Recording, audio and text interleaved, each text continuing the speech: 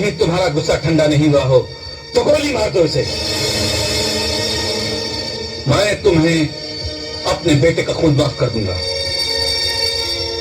एक प्रार्थना करता हूं चौधरी, तुम्हारी शान में जो मेरे बेटे ने गुस्ताखी की है, मैं उस पाप का प्रायश्चित करना चाहता हूं।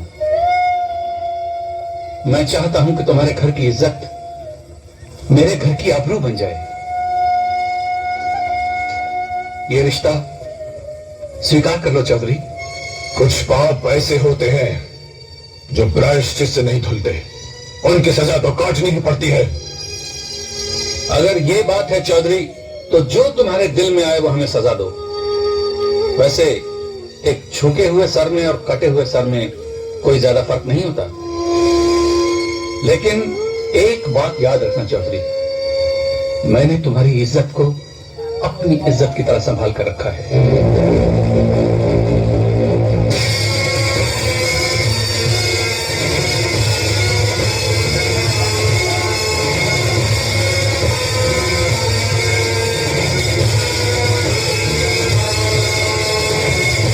अरे सिंह,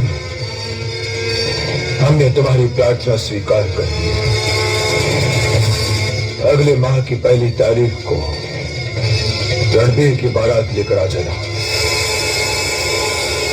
बाबा, आपने मेरी शादी पक्की क्यों कर दी? पहले ये बता, तूने ये क्या पहन लिया? इसमें बुराई क्या है? इसमें साड़ी ही तो पहनी है। ये साड़ी नहीं है। 18 साल तक जिस मेहनत से हमने इसकी परवरिश की है, उसी मेहनत का रंगीन कफन है ये। तुमने जिस रूप में पहली बार हमने वहां देखा, तो तुम हमें हमारा बेटा चांद नहीं नजर आई, तो उसकी लाश नजर आई। फिर हमने सोचा कि लाश को देर तक रखो तो बदबू देने लगती है, इसलिए हमने उस लाश का रिश्ता तय कर दिया। आप कैसे बात है जो जीते जी अपने बेटे को लाश कह रहे? और तुम कैसी माँ हो? 18 साल बिछुड़ने के बाद तुम्हें तुम्हारी बेटी वापस मिली है, तुम्हारी बेटी, और तुम यूं ही खड़ी हो? अरे आगे बढ़कर इसे सीने से लगाओ और चूड़ियां पहनाओ, चूड़ियां। जहां हम तिलक लगाया करते थे वहां पर टीके लगाओ और इसे सजाना शुरू करो। 7 दिन के बाद इसकी बारात यहां आने वाली है। बाबा, मैं शादी नहीं करूंगी।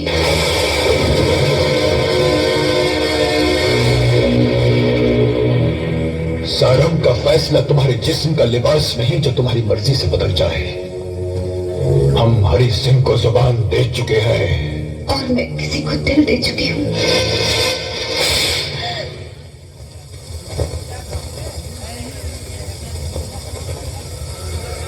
20 साल पहले जिस बात को हमारे सामने कहने की हिम्मत हमारी बहन भी नहीं कर सकी थी, जबकि वो हमारे साथ खेली कूदी बड़ी हुई थी, उसी बात को तूने, जो हमारी खुद की पैदाइश है, सबके सामने खुलेआम कह दी। हमने तो तुमसे प्यार करने की इंतहा कर दी और तुमने बेशर्मी की हद कर दी। इसमें इसका क्या दोष? आपने तो इसे शर्माना सिखाया ही नहीं, तो ये क्या जाने। जैसा स्कूल खोलोगे वैसे ही तो बच्चे होंगे। लेकिन जैसे बच्चे होंगे वैसा बाप नहीं होगा।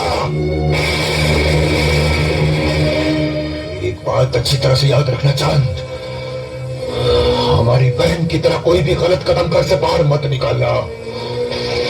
तू तो जानती है कि हमारी जागीर में जाते हुए कदमों के निशान नहीं रहते।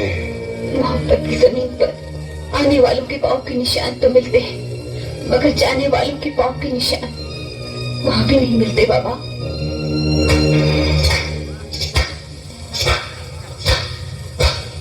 अभी तो तू तालियां बजा रही है, जब अंजाम देखेगी ना तो छाती पीटेगी।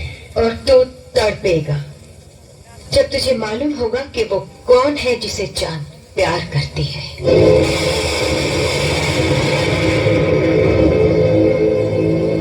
कौन है वो? कौन है वो? बता कौन है वो? बोल। जब चांद चुप हो गई तो अब इसे तो कुछ नहीं पूछ सकता। ये क्यों बोलता है सारंग कि ये तेरी ही औलाद है?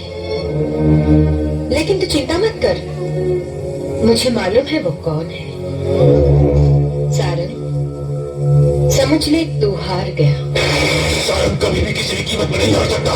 तू क्या समझता है प्यार की हार हो जाएगी? सारंग जिससे नफरत करता है उसे सिर्फ हराता ही नहीं, मिटा डालता है। अरे जा।